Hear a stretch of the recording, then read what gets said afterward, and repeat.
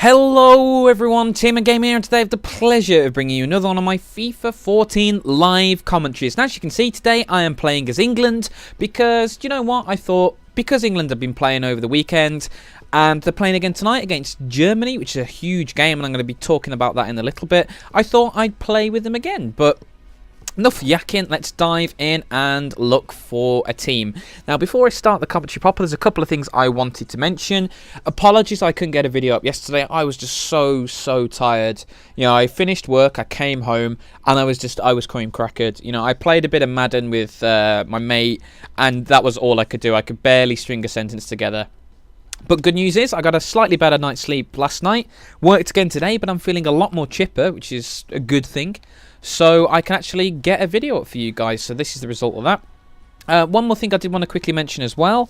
I did record some Portal. Now, I recorded Portal multiplayer, not the campaign. I've actually got Thursday and Friday off this week, so that's when I'm going to be doing a lot of recording. But I did record some Portal 2 multiplayer. It was relatively fun. It was a little bit derpy at times, which, you know, always going to happen with Portal. So if you guys are interested in seeing that, I'm going to try and get a video for you up this week. And what is this guy doing? What a monumental douche. You know, this is a passing strat, which has completely flopped.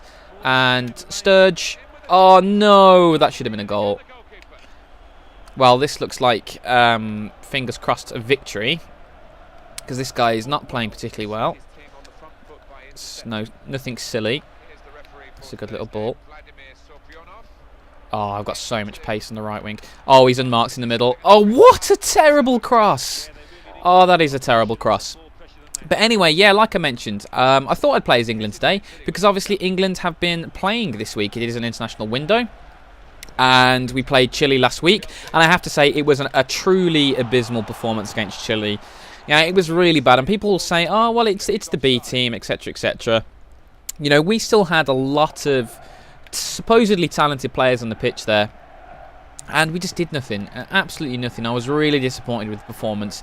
It just seems like we have no idea of how we want to play. Do we want to play like Spain and pass? Do we want to play a slightly more, you know, direct style? I wouldn't say direct, but, you know, more like a Germany, so an incredibly efficient style. Do we want to just hack it at field like Stoke? You know, what do we want to do? We seem to be caught between so many different stalls at the moment. And that, it was clear against Chile. You know, Chile, they come out, they pass, you know exactly what they're going to do. And we just didn't have an answer for it. You know, we didn't have a style, we didn't have a game plan, and we just played poorly. And I was really disappointed, actually, because, you know, recently in the last two qualification games, you know, we actually played, I'd say, reasonably well. You know, we got the job done. We weren't incredible, but we were solid at the back. We looked dangerous on the break with players like Townsend. You know, we actually looked like a team who have not just, like, the great comment was, I think it was from Mark Lawrenson, which for the first time in a long time, Mark Lawrenson's come out with something brilliant. It actually looked like, you know, the England players met in the pub car park, and that was it. You know, that was the last time, you know, they'd actually met, the first time they actually met, sorry. It was just bad. You know, it was just really bad, and like that ball, for example, that wasn't a terrible ball. But, you know, tonight, playing Germany, England-Germany is always a huge game, an absolutely massive game. And I'm a little bit more pleased with the team he's got out today. You know, Townsend's going to be starting. I'm pleased. You know, I do like Andros Townsend. You know, I'm not playing him in this game because he's underrated on FIFA. You know, and Theo's just rapid on this. You cannot not play Theo Walcott when you play as England because he's just lightning fast. But, you know, Townsend's playing. But the player that I really cannot understand why he's playing today is Tom Cleverley. You know, I've mentioned this before, how little I rate Tom Cleverley. So I feel a bit guilty just constantly bashing on the lad. But he's just so average. He's just so average. I actually want you guys to comment and leave a comment saying what you see in Tom Cleverley. If you see anything in Tom Cleverley. Because I certainly don't see a thing in him. You know, some midfielders, like a Michael Carrick, for instance, they just sit in front of the back four and they're just very composed and they do everything nice and simple and keep the ball moving and pass. Cleverley doesn't do that. Some midfielders are very, very dynamic and they burst forward late into the box and score goals, and, you know, they're a box-to-box player and they're very, you know, here and there and everywhere. They cover every blade of grass. Cleverley doesn't do that. Some players are, you know, absolutely fantastic passers, and they will come out with these incredible through balls and all that sort of stuff, and more like a Pirlo, spray these awesome 80-yard balls. Cleverley doesn't do that. You know, what does Tom Cleverley actually do in a football team? Because I can't see anything. And before you say, you know, oh, you haven't watched enough Manchester United, he's actually world class. You know, I lived with two Manchester United fans last year, so I spent a lot of my time watching Manchester United play, unfortunately. And I've watched a fair bit of football this season, and Sturridge scores finally. I watched a fair bit of football this season. Tom Cleverley just does nothing, and he's not a young player anymore, because, you know, I could understand if he was a 19-year-old, you know, first foray into international football, whatever, you know, saying, oh, he's still learning the game. He's in his, you know, mid-20s now, basically. He's a mid-20s player. When is he ever going to show his potential? Because, you know, when he was 18, 19, 20, everyone was talking about him, saying, oh, he's going to become good, he's going to come really good, future of England's midfield. When is he going to do this? He just hasn't progressed at all, and I'm really sorry if you can hear this. Can you hear this chair creaking? I'm going to ask for a new chair for Christmas, so fingers crossed, past Christmas Day, there will not be chair creakiness anymore, because it is so annoying. It's annoying for me, so I can only imagine it's annoying for you guys. But there's nothing I can do about it. I've tried tightening the screws, I've tried loosening the screws, I've tried WD-40, I've tried praying to everyone. Oh, what have I been doing? That is atrocious. Fortunately, that guy cannot finish. Oh, what was I doing there? I just went to sleep there, but right, there we go. Creaky chair. Distracted by the creaky chair. See, the creaky chair even distracts me when I'm trying to play games. But yeah, let's move back to Tom Cleverley. Tom Cleverley is not a young player anymore. He has not fulfilled his potential. That's the bottom line. He hasn't done it. He is still a average player. Average. And for me, to see him start again, it's just ridiculous. Because Roy Hodgson made a big play and a big ploy on the fact he was going to pick on form. And we see this a little bit with players like Adam Lallana. You know, Adam Lallana has been tremendous this season. He's been tremendous. He thoroughly deserves his place in that England side. And I'm really, really glad he's going to get another chance, because, you know, the team performance against Chile was poor. That is not the place for you to try and make an impact on your debut in international football. It's just not an impact. You know, not going to happen. It was just a really poor performance. So I'm really glad that Lallana's in. You can say the same with Jay Rodriguez. You know, Jay Rodriguez, part of a very, very good Southampton team this year, had a good year so far. Definitely worth seeing. What has Tom Cleverley done this season? You know, sorry to go on about this, but what has he done? You know, he's done nothing. Why isn't a player like Jordan Henderson starting, or a Ross Barkley? You know, Ross Barkley has shown so much more this season than Tom Cleverley's done, yet he doesn't start. You know, whenever I see a Cleverley or a Milner starting on the team sheet, I just sigh, because for me, they are just not players who should be regulars in the international team anymore. James Milner is just a long, long way away from England's team. That's a lovely ball. Oh, I should have got the header on that. You know, he doesn't play a lot for Manchester City. He's just, I don't think he's a winger. You know, I really don't think he's a winger. No, we always seem to play him on the right wing, and it's just such a negative pick. You know, he offers very little going forward. Yeah, he works hard. He's a battler. Fantastic. I can get you 10 guys off the building site who'll battle. Yeah, I can do that right now. I will go to a building site and get 10 people who will run all day to play for England. You know, that's just not enough to be an international standard footballer. You know, and then when you see Tom Cleverley there, who, like I've mentioned, I have watched him so much and I have never seen him do a thing. And how has this guy got so many shots? I think a lot of them are just bumbles and me making terrible mistakes because I'm trying to, you know, talk. Sit at home, talk to yourself, and try and play FIFA, and you'll see it's a lot more difficult than you think. But, you know, I can't understand these players getting picked week in, week out.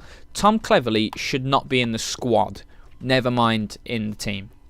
You know, James Milner, squad player. You know, if we are playing against, you know, a Spain, and you need someone in midfield with legs who can run and who will give everything and put a shift in and put tackles in, play him. If you want someone on the wing to try and create chances, just look somewhere else. You know, look, why is he even an option there? You know, when you see Andros Townsend, you know, someone who's dynamic and who's a threat and who runs at people and creates chances and creates space for other players. And then you see James Milner, who doesn't beat a player all day and puts one decent cross in. You know, that it just doesn't inspire you at all. It certainly doesn't inspire me. There we go. Nice and easy goal, that one. You know, it's just a few of these players just don't get dropped, and I never understand this. You know, it's okay being consistent and persevering with a particular squad. Everyone's got their favourite players. You know, every single manager out there will have a favourite player or a set of favourite players that will be in a lot of squads, and all the things being equal, will be on team sheets. But for me, I think it's just misguided that... Oh, he's put it over. That Tom Cleverley's that player. Why put your stall out for Tom Cleverley when he does nothing? The great news is he's finally dropped that clown Ashley Young. I cannot stand Ashley Young anymore. I used to like him at Aston Villa. He used to do alright for us. But all he does is dive. That's the only thing he's good at, is diving. You know, why would you want a player who can only dive? You know, his only positive contribution to the team is when he throws himself to the floor for a penalty, which should never be given, after someone breathes on him. He's just so frustrating. He's got one trick, which he checks it back onto his right foot and tries to whip a cross in, and that's it. I'd rather have Nani. And you know how much I dislike Nani. You know, he's such a terrible player, Nani. Really is a bad player. Ashley Young offers nothing, so I'm delighted that he's no longer sniffing around the England squad. Very delighted, in fact, to see Townsend getting ahead of Ashley Young. Townsend's twice the player. In fact, no, that's unfair. Townsend is 3 times the player of Ashley Young. He's just much better. You know, another player that I potentially would see out of the England side at the moment on current form is Danny Welbeck. Danny Welbeck is a player that I cannot understand, because some of the things he does, some of the touches and the flicks and the tricks and the technique is sumptuous. You know, absolutely tremendous. Yet he just doesn't score goals. He just doesn't score goals. What was it, 1 Premier League goal all last season? How many goals has he scored this season? Count them on one hand again. Oh, Michael Carrick, that's the ridiculous header. Michael Carrick wouldn't do that in a month of Sundays. But, you know, Danny Welbeck, he's so frustrating, and I think these players need to be dropped. They just need to be dropped, not because you don't rate them or because they won't be going to the World Cup, but just to show that you cannot just get in on reputation into the England team. And another player I consider putting into this bracket, and I don't know whether you guys would agree with me, but I certainly would do this, is Frank Lampard. You know, don't get me wrong, Frank Lampard has had a magnificent contribution to England over the years. You know, there's all that talk about whether him and Steven Gerrard got in each other's way. I don't know, that conversation's for another day. But in terms of, you know, contribution to the England cause, you can't debate what Frank Lampard's done. You know, over 100 caps, multiple goals. He's done very, very well. But for me, he's a shadow of the player he was. He really is. He just isn't the same player. And we saw that. Chile ran rings around him in that midfield. They absolutely tore him apart because they were much quicker on the ball. They had such sharp passing and movement. Frank Lampard wasn't in the game. And against the best teams, you're going to keep seeing that. For me, definitely keep him in the squad. You know, you take him to the World Cup. He's got so much experience. You know, he's obviously a role model for the younger players. You know, you see some footballers, they can't string a sentence together. You know, Frank Lampard is well spoken. You can clearly see he's an important part of the squad. But for me, starting Frank Lampard means you can't play a Michael Carrick. And I'd have to play Michael Carrick every single time over Lampard. And I know Michael Carrick's injured at the moment. But just seeing Lampard start in that midfield against Chile, I don't know. I just don't know. Like, for example, he came on against Poland. The best thing he did when he came on against Poland was bring Błaszczykowski down for a yellow card on the break. That was the best thing he did, take a yellow card for the team, because he's just caught out of position. He doesn't have the legs to be that barnstorming box-to-box midfielder that he used to be when he just, you know, he always had this knack of arriving late in the box and all he used to do is finesse balls in from 5 yards. But when you do that 25 times a season, that's a skill. Yeah, it's not just luck. But he's not that player anymore. He's not that player. And I think it's time for us to move on from some of these guys. The Carricks should be starting now. Carrick should start more. Fortunately he is, but Barkley should be given a chance alongside him. Wilshere, when he's fit, should start. Just to see Tom Cleverley and Frank Lampard start ahead of Ross Barkley in this friendly, it's just... I don't understand it. I really don't understand it. For me, England... I admit the talent pool's small, but we do have some youngsters. And you know what Frank Lampard's going to do for you. I mean, he's been around for years now. You know what he's going to do. Why not start Ross Barkley in this game? I just don't get it. Start him. You'll learn something about the lads against a top-class opposition. And admittedly, there's a lot of Germans who are going to be missing tonight. A lot of top-quality players. But the German national team is so ridiculously strong. Their team's still going to be amazing. And you're going to be putting Ross Barkley in an England v Germany game at Wembley against arguably the second best team in the world, because I think Spain are the best. But, what a great trial for Ross Barkley at the highest level to see whether he's got it at the moment. Why would you not take that chance? Oh, Stevie. Oh, Stevie. What a goal. I need to do a different celebration. I do that one every time. I just literally hold L2 and mash the analog stick, and whatever happens, happens. And most of the time, it's that one. So apologies if you've seen that celebration, not formation, a lot. But this is the thing that frustrates me about England. I know we aren't the greatest team in the world. For me, if we get to the quarterfinals in the World Cup, I'll be pleased with that. I'll be pleased. Ooh, that wasn't too far away. So I'm not expecting us to go to Brazil and take it by storm, but what I would love to see is a team that actually, fills me with something, something that makes me go, yeah, I actually can get behind this team. And I can't. Seeing Tom Cleverley in that team, seeing players like Ross Barkley on the bench, when really this is an ideal opportunity to start him. How many more games do we have before the World Cup? 1, 2? We're not going to have many more opportunities to test these players. Get them in there now, because Ross Barkley could have had a barnstorming game tonight. But now we'll never know if he comes on and gets 15 minutes. Is that really going to tell us anything? Not particularly. If he had a great game, then we'd know. If he had a bad game, then we'd go, oh, he's still young. At least we gave him a chance. He'll learn from this. Tonight was an opportunity to really try some players out, and I don't think Roy's gone far enough. So, guys, that's the commentary over. Pretty keen. Get my words out. God, the tiredness is creeping up on me again. The commentary came to a pretty abrupt stop there because obviously the guy rage quit. I did run away with it a little in the second half. I was much more clinical than him. And you see, like Michael Carrick, nice and calm, controls everything. But guys, I'd actually really be interested in hearing what you have to say and comment about the England team tonight and about England in general. Because this is a huge game tonight. England-Germany is always a massive game, and I don't care that it's just a friendly. Losing to the Germans tonight would be a bitter blow, especially after how poorly we played against the Chileans. That was just a bad performance all over the park.